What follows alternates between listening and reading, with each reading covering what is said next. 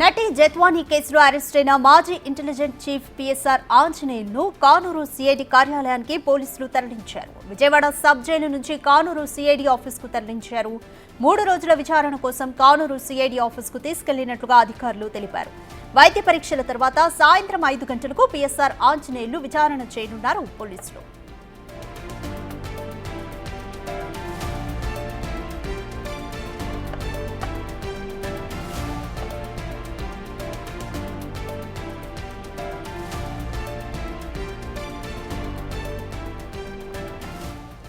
నటి జత్వానీ కేసులో మాజీ ఇంటెలిజెన్స్ చీఫ్ పిఎస్ఆర్ ఆంజనేయులను అరెస్ట్ చేశారు. అయితే కానూరు సిఐడి కార్యాలయానికి ఆంజనేయుల్ని పోలీసులు తరలించారు.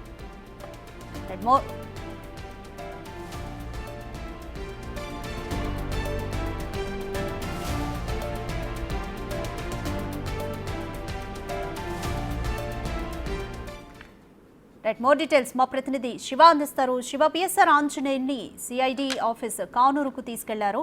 అయితే ఈరోజు సాయంత్రం 5 గంటలకు ఆయన విచారణ చేయనున్నారు. ఎటువంటి విషయాలకు సంబంధించి విచారణ చేయనున్నారు పోలీసులు?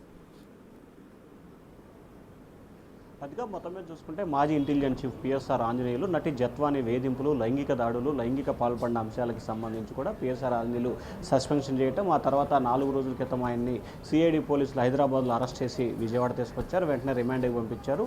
ప్రస్తుతం ఆయన విజయవాడ సబ్ జైల్లో రిమాండ్కి అయితే ఉన్నారు. అక్కడి నుంచి కూడా ఆయన ఉదయం 11 గంటల సమయంలో కూడా అక్కడి నుంచి ఆయన విజయవాడ ప్రభుత్వ వైద్యశాలకి వైద్య పరీక్షల నిమిత్తం తీసుకురావడం జరిగింది. ప్రస్తుతం ఆయన కొంత అస్వస్థకి గురైనట్లు కూడా వైద్యులు నిర్ణయించారు. సో ఈ నేపథ్యంలో అయితే ఆయన ఆరోగ్యానికి సంబంధించి ఎటువంటి ప్రమాదం లేదని చెప్పి కూడా వైద్యులు అధికారులు అయితే నిర్ణయం తీసుకున్నారు. సో ఎటువంటి ప్రమాదం లేని నేపథ్యంలో ఆయన్ని కొద్దిసేపట్లోనే విజయవాడ ప్రభుత్వ వైద్యశాల నుంచి కూడా సిఐడి కార్యాలయానికి విచారణ నిమిత్తం తీసుకెళ్లబోతున్నారు. సో ఎందుకు ఈ వ్యవహారం జరగాల్సి వచ్చింది? నటి జత్వానీ కేసులో ఎవరి ప్రోద్బలంతో, ఎవరి అండదండలతో ఈ రకంగా వ్యవహరించారు? ఎందుకు నటి జత్వానీని బాంబే నుంచి స్పెషల్ ఫ్లైట్లో విజయవాడకు తీసుకురావడం జరిగింది? అలాగే విజయవాడలో ఎక్కడ నిర్బంధించారు? అలాగే కుక్కల విజయసాగర్కి మీకు ఎటువంటి సంబంధం ఉంది? అలాగే ముఖ్యమంత్రి క్యాంపు కార్యాలయం నుంచి కూడా మీరు అనేకమైన వ్యక్తులతో వాట్సాప్ కాల్, మామూలు ఫోన్లో మాట్లాడినట్టు తెలుస్తోంది. ఎందుకు మాట్లాడాల్సి వచ్చింది?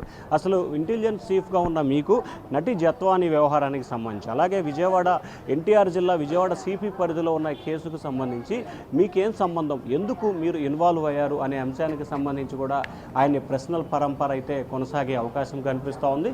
ప్రస్తుతం అయితే కోర్టు సూచనల సలహాల మేరకు కూడా ప్రతిరోజు ఉదయం 10 గంటల నుంచి సాయంకాలం 5 గంటల వరకు కూడా ఆయన సిఐడి అధికారులు విచారణ చేయబోస్తారు. ఉదయం 10 గంటలకి వైద్యశాల నుంచి సబ్ జైలు నుంచి సిఐడి కార్యాలయం తీసుకెళ్లే సమయంలో వైద్య పరీక్షలు నిర్వహిస్తారు. ఆ తర్వాత మళ్ళీ విచారణ పూర్తయిన తర్వాత మళ్ళీ 5 గంటలకి విచారణ పూర్తయిన తర్వాత 5 గంటలకు మళ్ళీ మరొకసారి ప్రభుత్వ వైద్యశాలలో ఆయనకు వైద్య పరీక్షలు నిర్వహించి ఆ తర్వాత మళ్ళీ సబ్ జైలుకి తరలిస్తారు. సో 3 రోజులు ఇదే వ్యవహారాన్ని కొనసాగే అవకాశాలు కనిపిస్తున్నాయి. ఈరోజు మొదటి రోజుకు సంబంధించి కూడా ఆయన విచారణ చేయబోతున్నట్టు తెలుస్తోంది. అయితే ప్రస్తుతం ఆయన మొదటి రోజు దీనికి సంబంధించి వైద్య పరీక్షలు అయితే పూర్తి స్థాయిలో నిర్వహిస్తున్న పరిస్థితి కనిపిస్తూ ఉంది. సో వైద్య పరీక్షలు నిర్వహించిన తరువాత ఆయన్ని సిఐడి కార్యాలయానికి సంబంధించి కూడా తీసుకువెళ్ళి పూర్తి స్థాయిలో విచారణ అయితే చేసే అవకాశాలు కనిపిస్తూ ఉన్నాయి.